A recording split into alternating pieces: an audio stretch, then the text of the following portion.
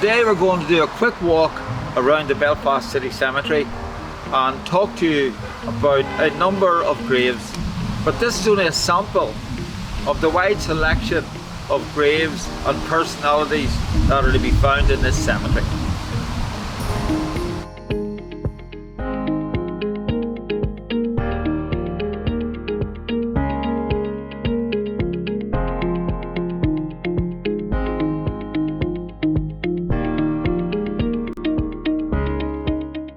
There are two big pressures that really begin to shape the need for a new burial ground Belfast in the middle of the 19th century. The first, of course, is the outbreak, a very serious outbreak of cholera in 1832 in Belfast, and then of course the famine in 1847. And with the existing burial grounds of Belfast filling up very quickly, that was Shankill Road, Clifton Street, Friars Bush, Belfast Corporation started to look for a new burial ground. In 1866 they bought 100 acres of land here off the Sinclair family of Turf Lodge, and then used 45 of those acres for a new burial ground. The cemetery was designed in the shape of a bell, and it opened on the 1st of August 1869, and the very first burial took place on the 4th of August 1869, and from that day to this there are over 250,000 people buried here in the Belfast City Cemetery. And so this short tour is going to look at some of those citizens of Belfast who are laid to rest here in the Belfast City Cemetery. When it was opened in 1869, it was named the Belfast Cemetery, but the cemetery was extended in 1911 with the acquisition of land at Glenalina, and it was then renamed the Belfast City Cemetery.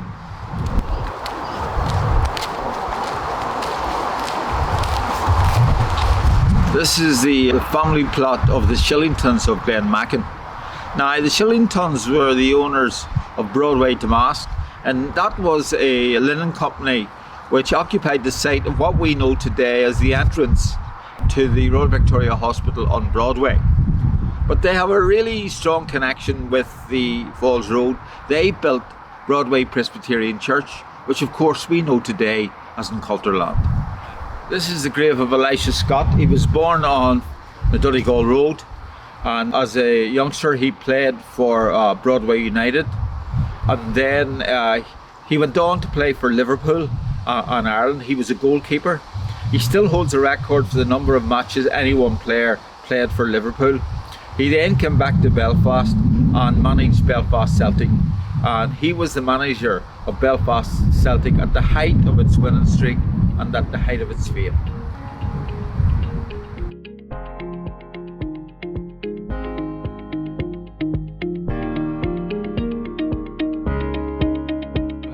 This is the grave of the Reverend Robert Lynn. Reverend Robert Lynn came from Cúlraí, and then he was a minister in Barry Street congregation before moving to May Street congregation, Henry Cook's church.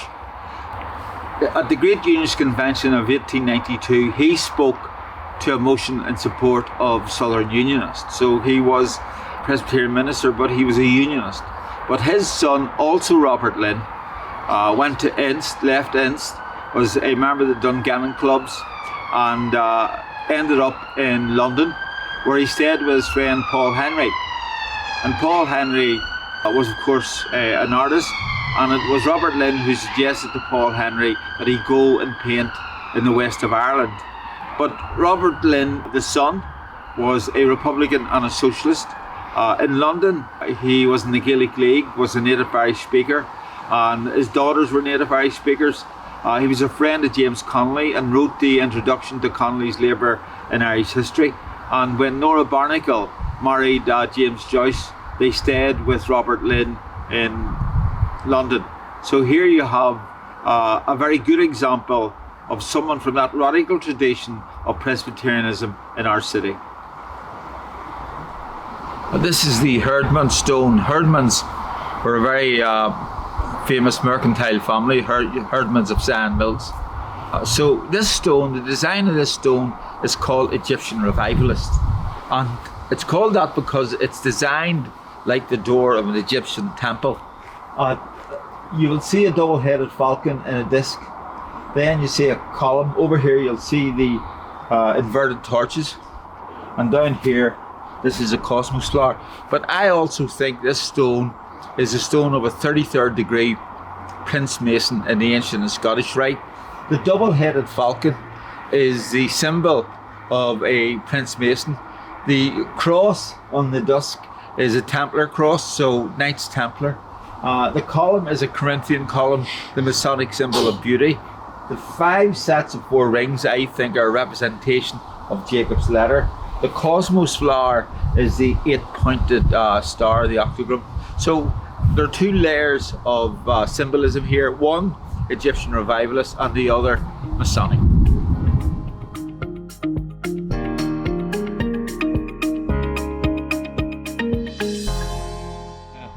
When this cemetery was being planned, 15 acres were to be given to the Catholics of Belfast and a site for a Catholic mortuary chapel. But in 1869, a dispute arose between the Catholic Bishop Patrick Dorian and the Belfast Corporation. And the dispute was who had the ultimate burial rights for those Catholics to be buried in this cemetery. And what was at dispute was a stillborn child would not be buried in Catholic blessed ground, neither would someone who had committed suicide, or someone who had been excommunicated, or indeed someone who had bought a grave as a Catholic and then became a Protestant.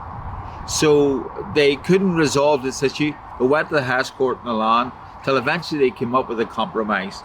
The bishop got £4,000 in compensation, and the corporation was relieved of their responsibility of burying the Catholics of Belfast. The bishop took his £4,000 and promptly bought 15 acres of land across the road, which we know today as Milltown Cemetery. Now, this is the section here that the Catholics were meant to be buried in, but were never buried in. And as you can see, what you think is a path dividing this section from the rest of the burial ground. But in fact, this is the line of an underground wall. It runs to the depth of a grave in this section. It is made of the black stone of the perimeter wall, and it runs the whole length of this section. It's probably the most famous feature of this burial ground, its underground wall, and it was to separate out Catholic blessed ground from the rest of the cemetery.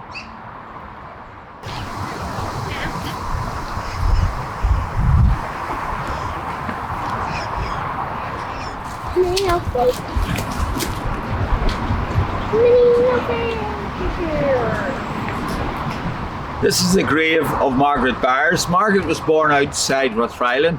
When she was 20, she married the Reverend John Byers, a Presbyterian minister, and the young couple then went to Shanghai in China as Presbyterian missionaries. When she was there, Margaret got 2 pieces of news. The first was that she was pregnant, and the second piece of news she got on the day before her baby was born was that her husband was dying. So after the birth of their baby, they then returned back to Ireland. And Margaret stayed in Cookstown for a while, came to Belfast. Margaret Byers was really interested in the education of women, and she opened a school for young ladies in the centre of Belfast. We know that school today as Victoria College. So this is the founder of Victoria College. But look at her headstone and what you will see, the way she is described. The widow of the Reverend John Byers. And I think this is a really classical piece of history. It's a way women are wrote out of history. John Byers died about 50 years before Margaret, and yet her life and all her achievements are still put in the context of his life.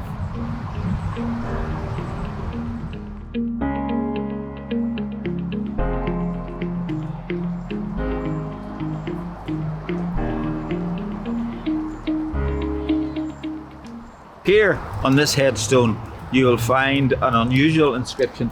This is the grave of John Phillips, and John was a Presbyterian missionary in Damascus for 30 years, and you can see in Arabic at the bottom of the stone where it says God is love.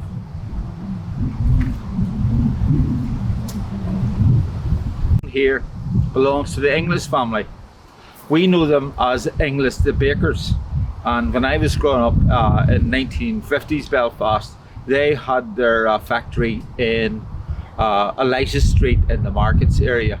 Look what it says: in due season ye shall reap if you faint not. And if you notice the corn stalks on the side of the stone, we think these panels are by an artist called Rosamund Prager, who, by the way, also did the panels that were on the doors of the Falls Road Library.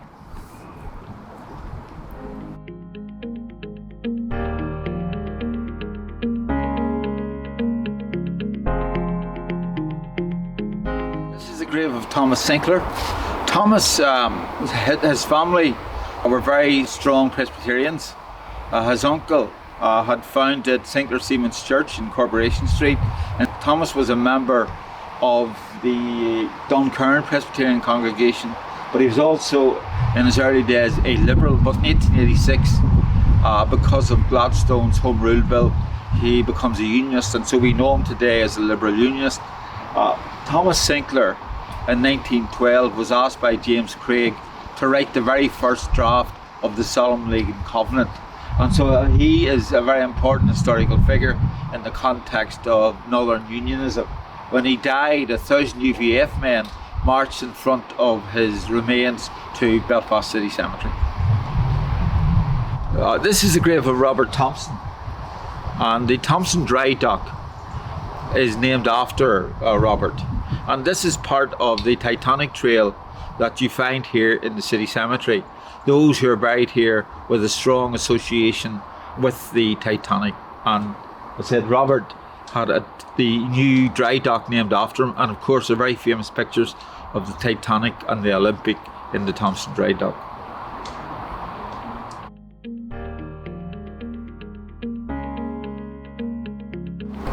This is the grave of Albert James Lewis and his wife Florence Augusta Lewis. These are the parents of C.S. Lewis of Narnia fame.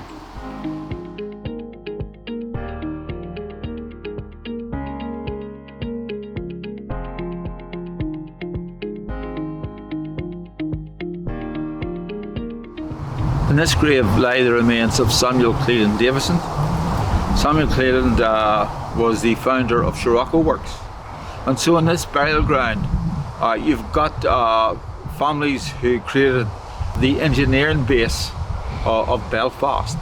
You've got the Mackeys here, Davison, Scirocco Works, others who really are the mercantile elite of this city. This is the grave of the Hutchinson family from Sandy Row. And look, Louisa, 21 months, Margaret, 11 and a half, William, 4 and a half, Daniel, 7, Mary, 18 months, Mary, 7 years, Hannah, 6 months, Samuel, 18 months. This stone is a reminder of the vulnerability of children in this city at the end of the 19th century. I looked at the year that Margaret died. Margaret died in 1897. And in a 5-week period, over 370 children died in this city. So that's over 10 children a day were dying in this city. And this stone is a reminder of the lives that were lost through, diphtheria, scarlet fever, mumps, diarrhea in Victorian Belfast. The green patches here, what look like fields, is in fact poor ground. In this cemetery, as I said earlier on, there are about 250,000 people buried in this cemetery. Of that, there are 80,000 buried in the poor ground, which really is a reflection on the poverty in Belfast in the 19th century and in the 20th century. And 80,000 people are buried here in the poor ground. And of course, beyond the poor ground, what you see is the perimeter wall of the Jewish burial ground, and there are about 300 members of the Jewish community buried in that small burial ground. And the last burial there was in 1964. This is the grave of Sadie Hale. Sadie was a typist on board the Lusitania, which was sank by a U-boat U-20 off the coast of Cork in 1915. In 1916, U-20 was given the task of bringing Roger Casement to Ireland. It got out into the North Sea but broke down and then had to be towed back to its base. Then U-19 was given the task of bringing Roger Casement to Ireland. Its captain had been the torpedo officer on board U-20, which had sunk the Lusitania. This is the grave of Bhéal Feirste. Had worked in the British diplomatic service, came to Ireland in 1847, and from the day and hour he came to this city, he used his wealth for the benefit of the people of this city and this island. When he died, there were about 5 people here at his graveside.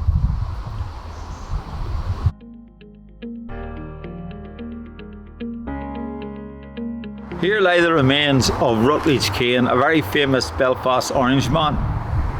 He was born in Omagh and he was the minister of Christ Church, which is at the corner of Durham Street and College Square North. He was a very senior Orangeman in this city. Rutledge Cane dedicated the Orange Hall on the Shankill Road, but he's reputed to have been an Irish speaker, and the banner at the Unionist Convention in Gobra, we think he's responsible. When the Gaelic League was formed in this city, Rutledge Cane is one of his sponsors. I hope you've enjoyed the short journey around the small number of graves that we have visited here in Belfast City Cemetery. This cemetery is a great repository of Belfast history. It is an important site in terms of those who are buried here and their stories. And there are over 250,000 stories here to be told by the numerous personalities and people, the men, women and children who are buried in this cemetery.